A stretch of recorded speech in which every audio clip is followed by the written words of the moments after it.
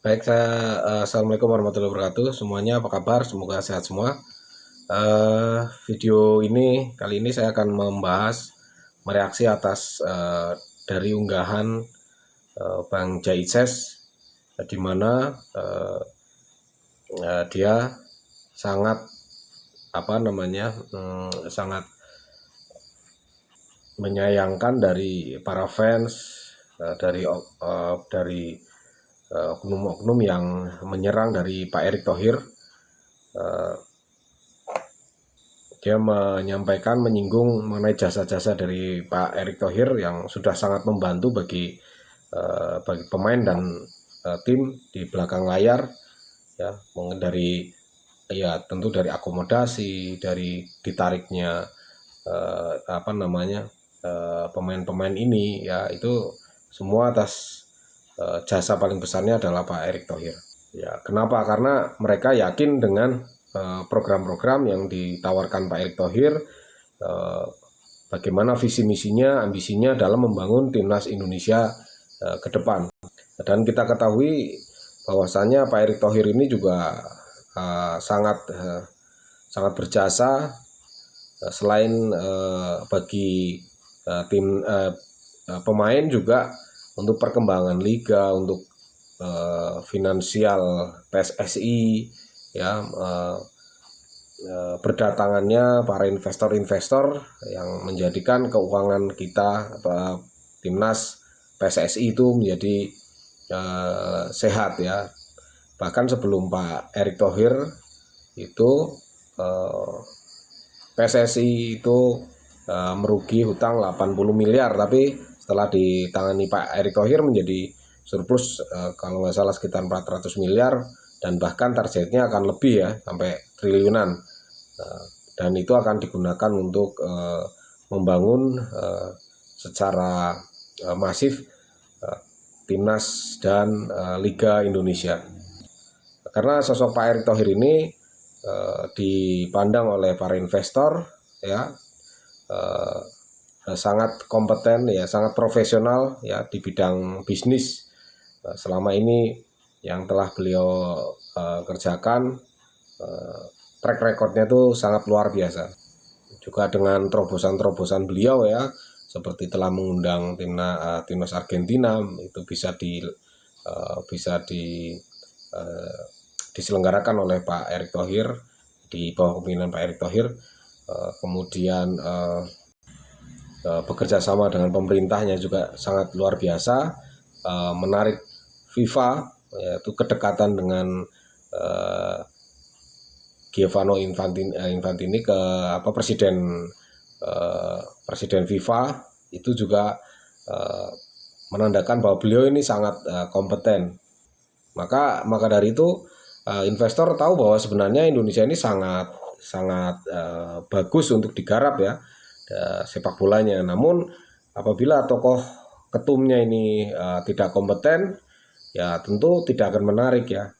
Karena dari dulu sebelum Pak Erick Thohir, ya, potensinya sepak bola Indonesia sebenarnya luar biasa, tapi yang bermasalah ada pada ketumnya. Dari dulu itu selalu bermasalah, menjadi kursi panas, ya, di mana selalu terdengar, ya, masalah mafia bola itu selalu menggema dari dulu. Tapi sekarang itu sudah, ya, lumayan bersih, tidak terdengar lagi, kecuali hanya dari hoak-hoak dari para haters yang tidak bertanggung jawab, ya.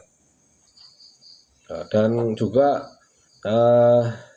program jangka panjang yang sudah ditetapkan Pak Erick Thohir ini juga sudah luar biasa untuk timnas, membangun filosofi timnas Indonesia itu bagaimana, ya, dengan mendatangkan tenaga ahli yang bukan kaleng-kaleng, ya, dari Belanda. Mereka mau datang ke Indonesia ini karena sosok Pak Erick Thohir, ya, seperti Jordi Cruyff, ya, tim kepelatihan Alex Pastoor yang sudah sangat ternama di Belanda, ya, kemudian juga Denny Lanzat, Patrick Kluivert, kemudian ada juga Gerard van den Berg dan Simon Tahamata, yang mana menjadi di tim Ajax Amsterdam sebagai head scouting ya. Di sana sudah lama sekali dan sangat berjasa di sana dan dipandang oleh orang-orang Belanda. Nah, tentu ini bukan hal yang mudah ya. Kalau mungkin pada ketum PSSI sebelumnya ini tidak bisa tercapai. Kemudian liga kita sudah mampu pengadaan VAR, juga jadwal yang dari dulu tidak pernah beres jadi beres. Masalah wasit ya bisa sekarang sudah teratasi. Tinggal kita mungkin PSSI akan lebih fokus kepada pembinaan, yang mana baru kemarin Alexander Wies ya direktur teknik diangkat. Itu berarti menandakan bahwa kemana arah filosofi sepak bola kita ini akan dipadukan dengan nanti mungkin sambil menyisipi kekurangan dari kualitas pemain-pemain kita dengan pemain-pemain diaspora yang ada di Belanda. Tentu ini akan jauh lebih mudah menarik pemain-pemain yang benar-benar berkualitas keturunan Indonesia yang ada di Belanda. Nah, prestasi timnas kita kan tentu sudah kita tahu bersama bahwa kita naik levelnya timnas ini bukan hanya di AF saja, bahkan di Asia kita sudah menjadi tim yang sangat disegani ya. Mungkin hanya di bawah topnya Asia. Kalau kita dulu tahu topnya Asia juaranya rata-rata ya paling Korea Selatan, Jepang, Irak, Iran, dan Saudi Arabia. Tapi kita mungkin hanya yang paling realistis kita kalah dari Jepang, Korea Selatan ya. Itu kita masih realistis. Bahkan dengan Australia saja kita sudah tidak takut lagi. Dengan Arab Saudi, dengan Irak sekarang ini kita sudah permainannya kemarin terakhir adalah sudah baik, hanya peluang saja yang kita tidak bisa manfaatkan dengan. Maka jika sampai Pak Erik mundur, tentu kita akan hancur semua itu tadi ya, apa yang sudah saya sebutkan semua. Kita akan main di level AFF lagi yang mana kita belum tentu juara. Kemudian finansial keuangan mungkin akan merosot dengan investor-investor mungkin akan cabut ya, dengan tidak kepastian program PSSI ya. Tidak tokoh ketum ini sangat istimewa ya, sangat besar andilnya dalam pengaruh pembangunan timnas kita. Dan kalau kita melorot lagi seperti ke zaman-zaman sebelumnya Pak Erick Thohir, ini yang tidak dipikirkan oleh para konten kreator yang hanya memanfaatkan kondisi dari fans timnas kita, itu mereka tidak berpikir bahwa nanti kalau merosot mereka juga pendapatannya akan turun ya. Ini mereka tidak pikirkan sampai ke situ. Mereka hanya memikirkan mengambil momen-momen saja.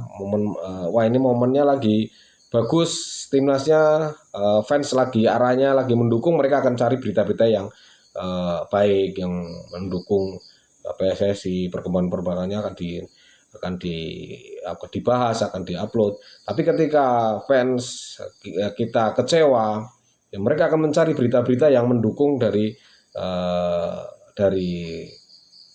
perasaan dari fans kita. Ya, ketika kecewa cari berita-berita yang negatif, yang hot untuk dibahas. Nah, seperti itu kondisinya para konten kreator atau komentator yang hanya bisa memanfaatkan situasi mencari viewer, mencari cuan ya, tanpa melihat dampak kedepannya itu bagaimana. Maka saran saya tolong untuk para fans timnas kita, mohon untuk berpikir jernih, tolong berpikir panjang bahwa apa sih dampak dan negatifnya. Jangan hanya terlalu meluapkan perasaan emosional tapi tidak berpikir panjang, mengesampingkan dari pemikiran logis kita, yang mana padahal itu nanti kalau sampai kita blunder, itu kerugian kita bisa mungkin tidak akan kembali lagi ke masa yang seperti ini. Berapa lama kita sudah menunggu masa seperti ini, dari zaman merdeka sampai sekarang ya, baru kali ini kita bisa berharap timnas untuk bisa lolos Piala Dunia, berharap timnas bisa sangat disegani di Asia. Baru kali ini dari kita merdeka ya, dari pertama ada PSSI. Maka tolong timnas, para fans timnas, mohon untuk berpikir jernih, jangan sampai kondisinya selalu dimanfaatkan oleh para provokator, para haters yang hanya mencari keuntungan dari kondisi fans kita, fans timnas nasional Indonesia. Oke, itu saja. Tolong semuanya tetap dukung timnas, tetap dukung. Saat ini adalah menurut saya tetap solid. Harus kita support Pak Erick Thohir supaya program-program beliau akan semakin bisa diterapkan ke depan, makin maju, dan kita tetap bisa berharap timnas kita selalu meningkat jauh lebih kuat, jauh lebih kuat. Oke, begitu aja. Assalamualaikum warahmatullahi wabarakatuh.